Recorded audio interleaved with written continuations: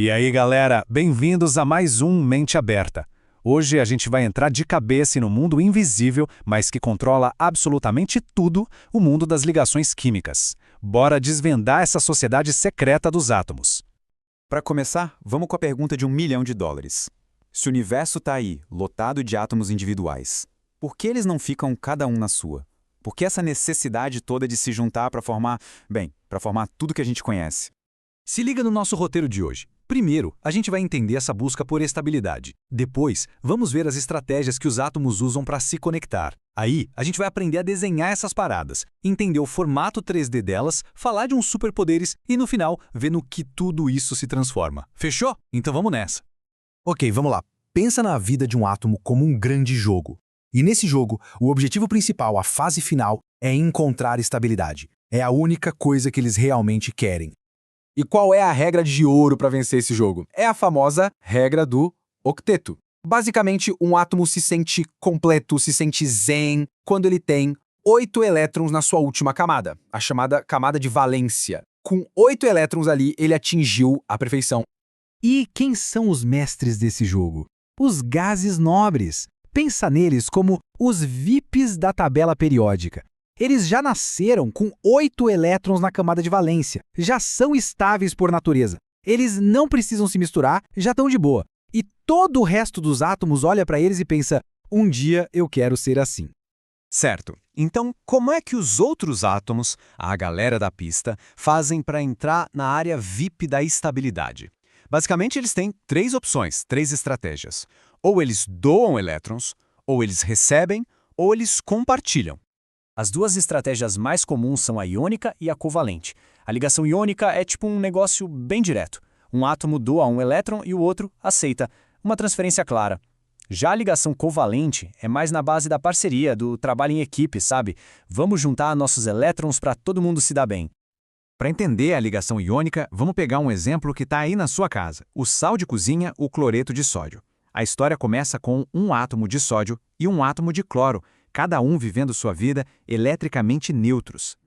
Aí o sódio, que é um metal, olha para sua camada de valência e vê que tem um elétron ali sobrando. Enquanto isso, o cloro está desesperado, faltando só um elétron para completar seus 8. É o encontro perfeito. O sódio super generoso doa aquele elétron que ele tem a mais para o cloro. Com essa doação, o sódio fica com carga positiva, e o cloro, que recebeu o elétron, fica com carga negativa. E o que acontece com cargas opostas? Elas se atraem com uma força absurda. É como se virassem 2 ímãos superpotentes que se grudam. E pronto, isso é a ligação iônica. Agora a estratégia covalente é outra vibe. Pensa que 2 amigos querem muito uma pizza, mas cada um só tem dinheiro para metade. O que eles fazem? Juntam a grana e compram a pizza para dividir. É isso que acontece aqui. 2 átomos de hidrogênio, por exemplo, compartilham seus elétrons. Assim, os 2 ficam estáveis e felizes, ninguém perde nada. E tem uma terceira via que é exclusiva dos metais. É a ligação metálica.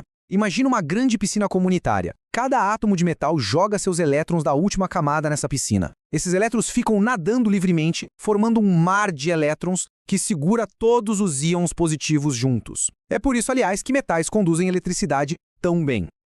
Beleza, já entendemos as estratégias. Mas como a gente representa isso no papel? Como a gente desenha o mapa de uma molécula? Vamos aprender a fazer a planta baixa delas.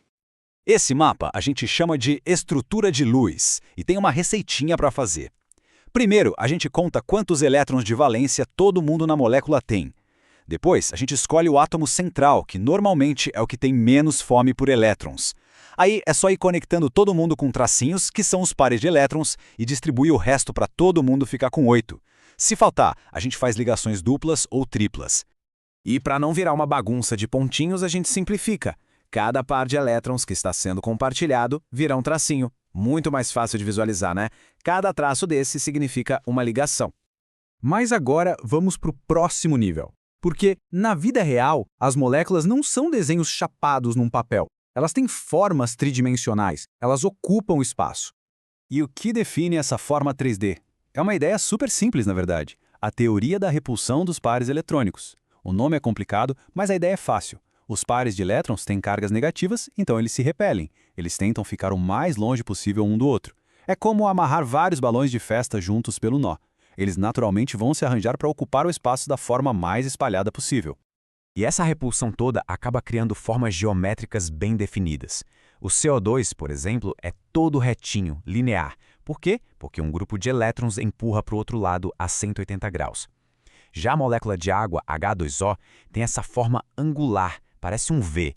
Isso acontece porque, além dos elétrons das ligações, o oxigênio tem 2 pares de elétrons sozinhos, que ficam ali em cima, empurrando tudo para baixo.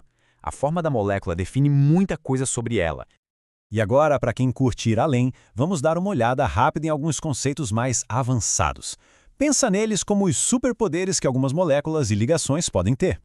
O primeiro superpoder é a ressonância. Sabe aqueles elétrons que a gente desenhou em lugares fixos? Então, às vezes, eles não ficam parados. Eles ficam deslocalizados, como se estivessem surfando pela molécula, espalhados por vários átomos ao mesmo tempo. Isso, como diz a citação, distribui a carga e deixa a molécula muito mais estável. E tem também a hibridização. É como se um átomo fizesse um remix dos seus próprios orbitais, misturando eles para criar novas ferramentas de ligação mais fortes e mais eficientes. Esse é o grande segredo do átomo de carbono. É por causa desse superpoder que ele consegue fazer tantas ligações e construir as moléculas complexas que formam a vida.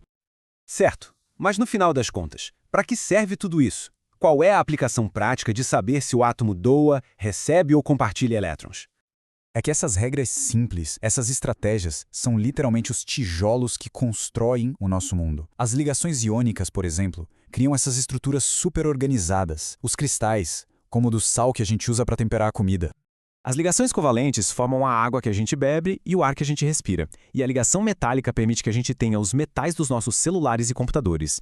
E tudo isso nos deixa com a última reflexão. Se o universo inteiro, do sal de cozinha às estrelas, é construído por átomos buscando estabilidade através da conexão, o que será que isso pode nos ensinar sobre a importância das nossas próprias conexões? Fica aí a reflexão. Valeu, pessoal, e até a próxima!